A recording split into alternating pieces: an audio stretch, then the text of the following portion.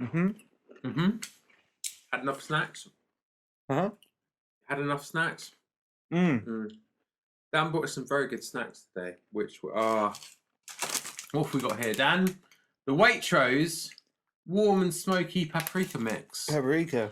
And they go very well with this beer, I have to say. They go well with any beer, to be honest. Paprika always, it's like a palate cleanser. And talking about things that go well with this beer, the track Whole Wide World by Billie Armstrong, a cover of Reckless Eric. I liked it. What are we thinking? I liked it. There's a few bits in it that I wasn't sure about. Oh. But on the general whole, I did like it though. Yeah, I mean, I chose it. Sorry to interrupt you there, Stu. No. I say that though as only because obviously growing up listening to Green Day and things like that. Yeah. And then hearing him on his own, and you can tell he's on his own there. Yeah. You could tell Billy Joe's gone solo there. There's no disguising that. There wasn't as much feel. There's one vision there. Yeah, there's one vision, and there wasn't as much feel from other instrumentation there. Yeah, it was all guitar and vocals. Yeah, and the guitar and vocals were paying. I put on my notes, as you know, if you've been listening week by week, I take notes. Dan does take notes. That's something I might end up doing. Notes are good, man.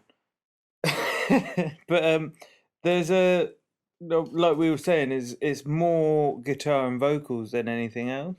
But there was a cheeky little under the radar guitar line. I don't know if any of you listened to it or heard it. That's popping along all the way through the song. That's really nice. It's almost like it was put in after the song was made, if that makes sense. Yeah. So the song was made, and then there's this poppy, naughty guitar line going underneath it. I quite like that. I love that as like a production value. That's beautiful. But also, it sort of says to me, production value, he's been making his own tunes on his own. Yeah.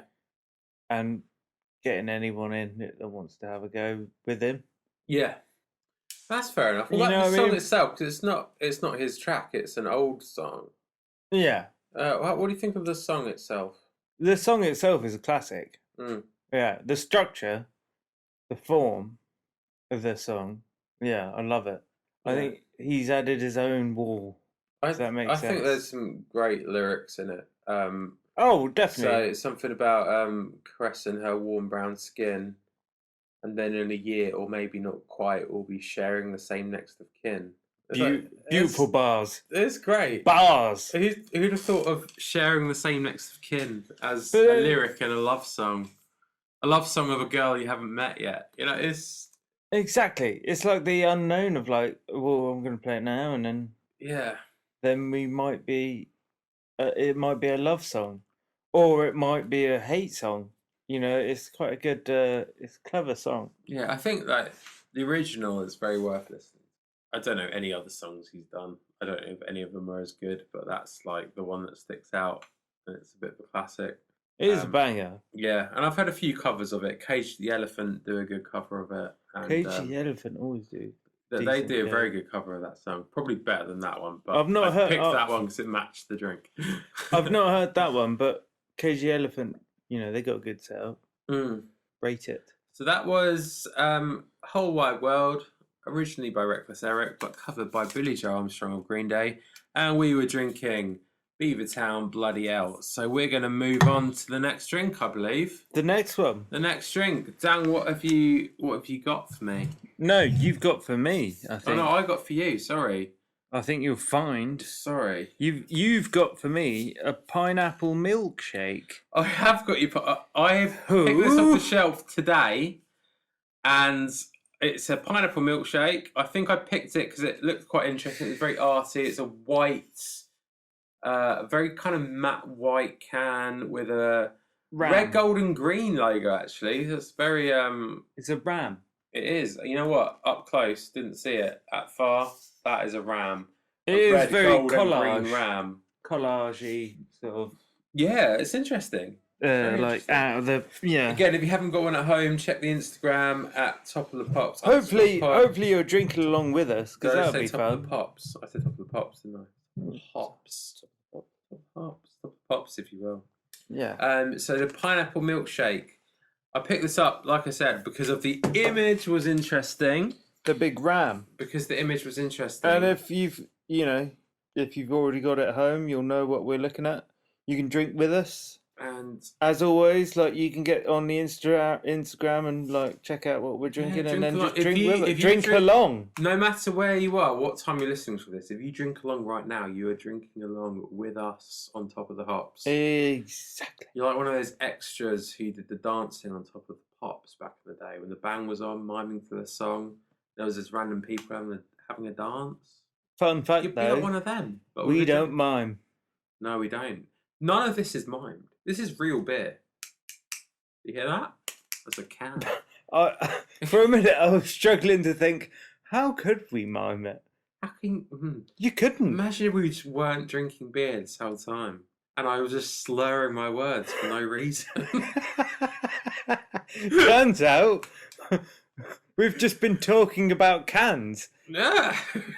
We've not even been drinking them. Right. They're already empty. So, like I said, I picked up this can because of the image. It was very matte white, which kind of stands out. And a red, gold, and green image, which apparently is a ram. I didn't notice that before. It is very obviously a ram now. And it said pineapple milkshake. I mean, have you ever had a pineapple milkshake in your life? Can't say I have. Pineapple smoothie is what you'd normally have. Oh, Stu. What you got to do though is like you tap the top, tickle the bottom. Tap the top. Didn't I? Tap the top, tickle the bottom. Right. So Dan's technique, if you've accidentally shaken your can like I did, I just dropped it on the floor before I opened it. Tap the top, tickle the bottom. Dan's displaying it to me like, look, mine didn't fizz up, but you didn't drop yours on the floor, did you? That's the difference. Maybe that's part of being a bad man. But next time I will. Next time I will A, try not to drop on the floor. B, if I do, I will do tap and tickle. Tap the top, tickle the bottom. Don't say it like that because that sounds a bit. But that's what you said. Tap the top, tickle the bottom. That's exactly what I said. I said tap and tickle, didn't I? Yeah, tap and tickle sounds a bit weird.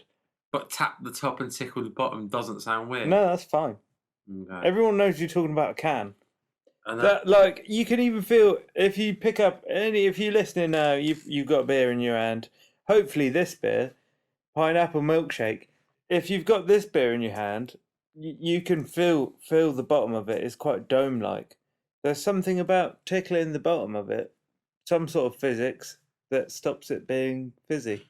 That's interesting. I wish I knew that because I just dropped it, hoped for the best, opened it, and there was a little explosion. But that's fine.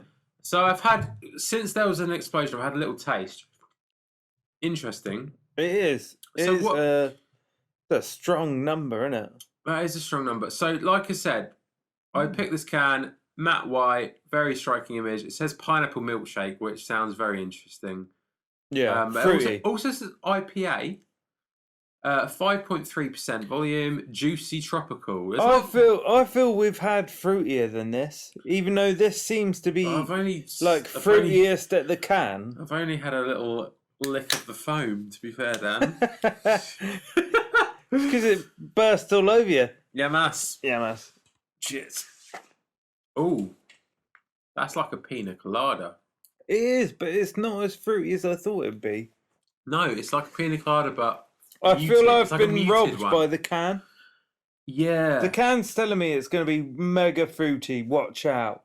But it's as I often think when I look at IPAs. It's quite creamy. Yeah, it's very it's creamy. This must have a lactose content. It must be coconutty. Yeah, let me read it out. So we've got, this is by Black Sheep, by the way. Is it Black Sheep? Black Sheep. Oh, fuck. And it says brewed with fresh pineapple juice, lactose, so that's the creaminess, and a touch of vanilla. This is a juicy, tropical, and smooth IPA. The gnarly hops add even more pineapple notes, as well as a light bitterness to finish. Lightly carbonated and uber juicy. Ooh. Uber juicy. Now say it to me French. Uber juicy. No, that's not French. Le Français. Juicy the bear.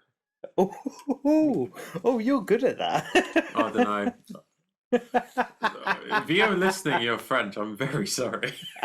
Juicy le bear. Juicy le bear. Bear. Juicy the bear. Better than German, isn't it? Well, yeah. Well, Uber's a German word, is it not? Yeah, I think so.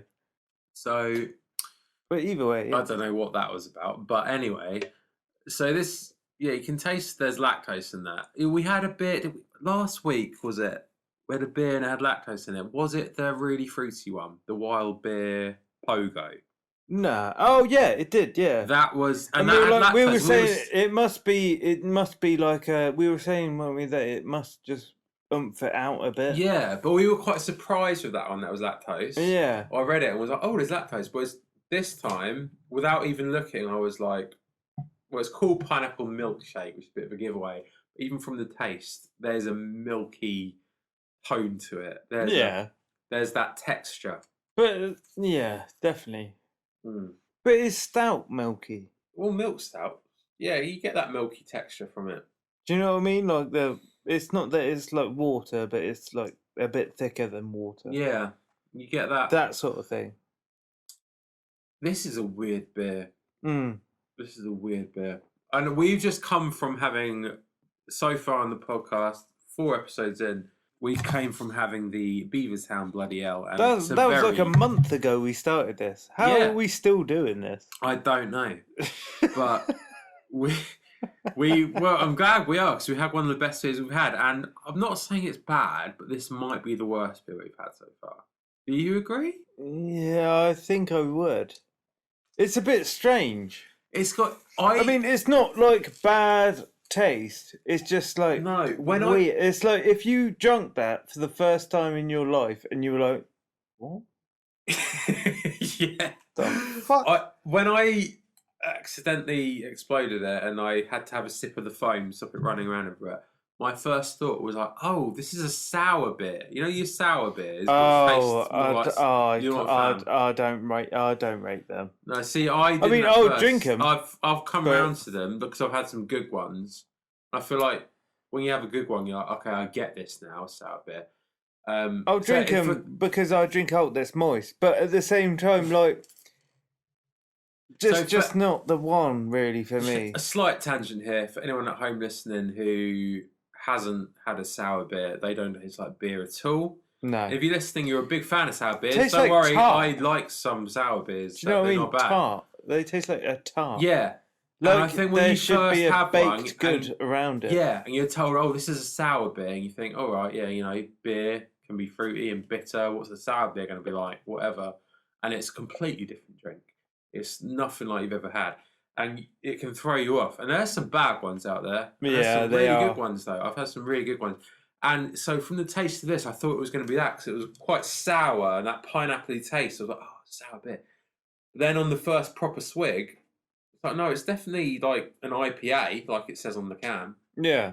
But it's got a very sour, fruity taste and the lactose milk texture. And usually by this point, a third way through the can by now, but I'm struggling. I'm quarter max, and I don't know. I've got like 20 ml from the top. Not. Yeah, I'm it's a weird. I'm not going to lie. I'm going to finish it because it's not bad. Oh, exactly. I'm going to finish it again. Like I said, I drink out that's moist. And maybe by the bottom, I'll start enjoying it. But right now, it's kind of giving me a headache. Yeah. They're quite powerful tastes. Yeah. And what have we got in here? We've got pineapple milkshake. They're two things that I wouldn't normally mix together. That's the thing. Have you ever had a pineapple milkshake? No. Well, I think we talked about this before we started recording, to be fair. I was like, I was worried. I was like, a milkshake and a pineapple. Pineapple smoothie, yeah, fair. That's what happens. Milkshake. Yeah, and that's the thing. Pineapple in alcohol you associate with pina colada, which has coconut milk, which works. And there's a Belgian, I think they're Belgian, beer brand called Mongozo, and they do essentially a pina colada beer. a coconut beer, and it's coconutty, which works with beer. Mm. I don't know if pineapple does. Maybe it does in a fruitier sense, but this kind of sickly sweet, milky taste. It's strange, isn't it? It's very odd. I mean, what are you thinking about the can, Stu? I like the can. I picked up because the can it's like something very art school. I do like the lockup of, what it is over here. Yeah. Imagery over here. Yeah. Full imagery. Full top to bottom can over imagery over here. Little bit of a lockup. Little bit of a tag. Bang. The lockup is really beautiful. Pretty. And it's weird because it has all these words. Pineapple milkshake. Alcohol 5.3% volume. Juicy tropical. And then IPA. It's a lot of kind of strange words. And it's almost together. like some sort of like DNA strand. Yeah. In the middle. I don't know what that is. That's fucking weird. And in the shot, I admit, I got this earlier today. Like I said, I was drawn in by the can, by the colour of it more than anything. I didn't notice it was around. And then I saw pineapple milkshake. I thought, that sounds interesting. That would be different. Yeah. But I didn't really actually think about what the context of that was. Pineapple milkshake. Now I'm drinking it. I'm thinking, yeah, if someone came up to me in the shop and said, would you like a pineapple milkshake? I'd say no. So why did I buy a can that said pineapple milkshake? Because it looked good. Yeah, you got. It wasn't the word. The words looked interesting because. I think this is the can looked interesting. They've definitely spent more money on their branding than their tasting. Absolutely, I do not. Do you think? Disagree with that at all. I mean, that is like perfect, awesome branding. Don't get me wrong, but the taste of it just isn't. You know what? This is doesn't float my boat. Yeah, we're only 4 episodes in, but I would highly doubt that in a few episodes' time we'd find another beer where the branding outshines the taste. I think that's quite rare. Yeah. And I'm not even halfway through this can, and I'm not enjoying it. As taste-wise goes, I know we're not meant to be rating beers as like a star thing. No.